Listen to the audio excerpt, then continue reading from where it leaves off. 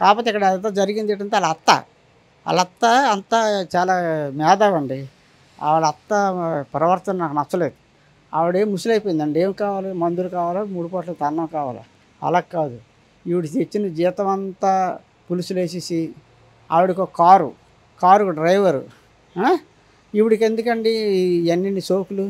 రోజు షాపింగ్లు. ముసలైపోయింది, ఆవిడకి కావాలా? ఏమనంటే నా కూతుర్ని నేను చదివించాను, ఉద్యోగం చేసుకున్నా, ఆ డబ్బంతా నేను ఖర్చు పెట్టుకుంటానని 10 పైసలు ఉంచకుండా ఖర్చు పెడుతుంది. అలాంటప్పుడు వీడికి బాధ అనిపిస్తుంది కదా. ఉద్యోగం వెళ్ళడం ఎందుకు, ఖర్చు పెట్టుకోవడం అంటే. ఉద్యోగం మానేయచ్చు, చేయొచ్చు. ఉద్యోగం చేసిన పేరే కానీ డబ్బులు 100 రూపాయలు కూడా ఇవ్వకపోతే ఇంట్లో ఎందుకు? వేస్ట్ కదా ఆ ఉద్యోగం. ఏమనంటే నా కూతురు నా కష్టం అని. ముసలైపోయిన తర్వాత ఎందుకండి ఆ పోజులు? లగ్జరీ ఎందుకండి? ఆవిడకి ఒక కారు డ్రైవరు, మళ్ళీ షాపింగ్లు.